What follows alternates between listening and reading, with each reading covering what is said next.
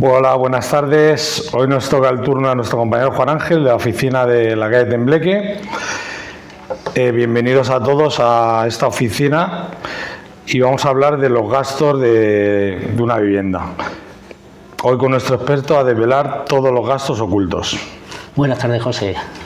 No son gastos ocultos, son gastos que a lo mejor no están totalmente informados y bueno, pues vamos a desvelar los cuáles son y las cantidades que se pagan en ese tema.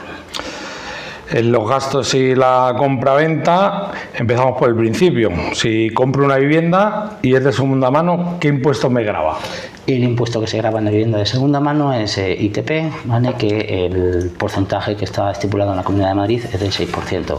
Hablamos de la Comunidad de Madrid porque al final es donde estamos estabilizados y donde tenemos toda la información. ¿Y si es de obra nueva?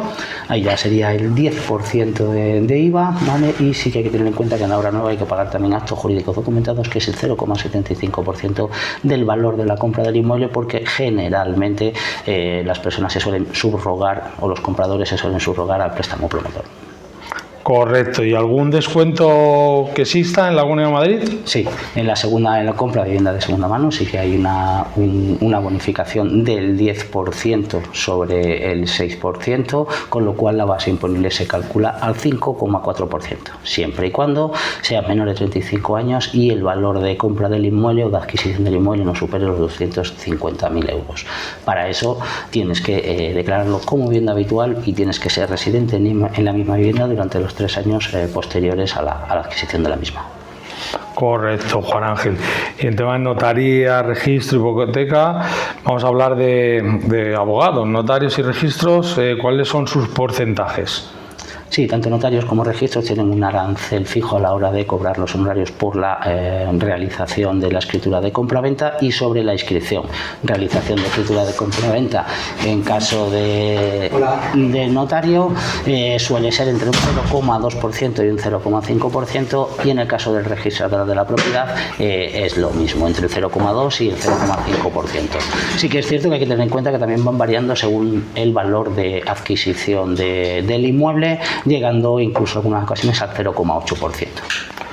Y si pido una hipoteca, ¿quién paga los gastos? Desde el año 2019, con la nueva ley hipotecaria, los gastos inherentes a la hipoteca los asume el banco, tales como la tasación, impuesto de actos jurídicos documentados, así como la notario y registro de la misma.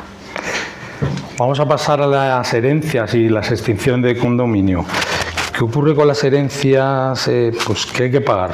¿Muchos impuestos? No, en este caso en herencia se paga sucesiones y donaciones, y si es una herencia directa, es decir, de padres a hijos o de hijos a padres, inversamente, ¿vale? Está subvencionada coloquialmente con el 99% del impuesto, llegando a pagar solo el 1%, con lo cual es un ahorro bastante importante. Ojo, en la Comunidad de Madrid. Desconocemos si otras comunidades tienen el mismo impuesto o la misma bonificación.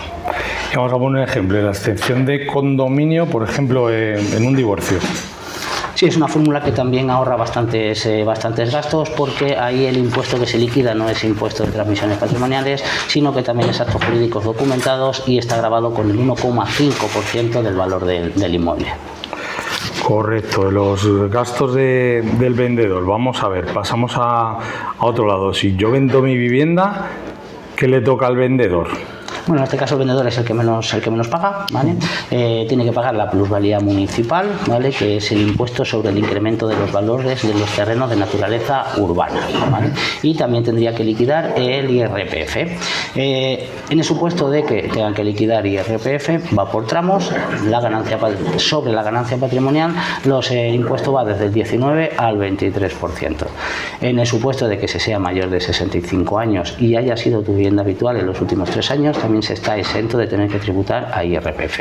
En la plusvalía municipal, un vendedor normal, vamos a decir, no tiene ningún tipo de bonificación.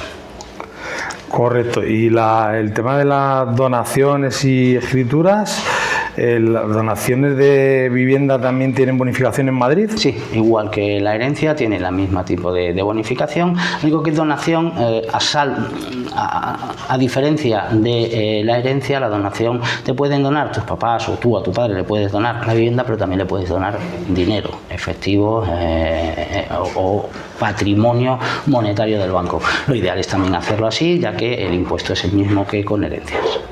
Y una pregunta que no sabe mucha gente, tanto para herencias como para donaciones, ¿es obligatorio ir al notario? No siempre es obligatorio ir al notario porque lo puede realizar un abogado. En ese caso se hace mediante un cuaderno patrimonial, ¿vale? Sí que es cierto que siempre lo que sí hay que hacerlo es registrarlo, ¿vale? Es una forma de elevar a público un documento privado entre las partes. Para tener quizás más tranquilidad o jurídicamente estar más tranquilo, sí que siempre es recomendable pasar por un notario, pero no tiene siempre por qué ser así. Es decir, nos hemos encontrado viviendas que han sido adquiridas mediante un divorcio, una separación, etcétera, y se ha hecho mediante una sentencia vía judicial redactada por un abogado. Correcto, Juan Ángel. Pues nada, muchas gracias por atendernos y explicarnos muchas dudas que teníamos en este sector. Nada. Nos vemos en la próxima. Un saludo. Perfecto, ya sabéis, para que está aquí para aclararlo todo. Muchas gracias. A ti, Ricardo.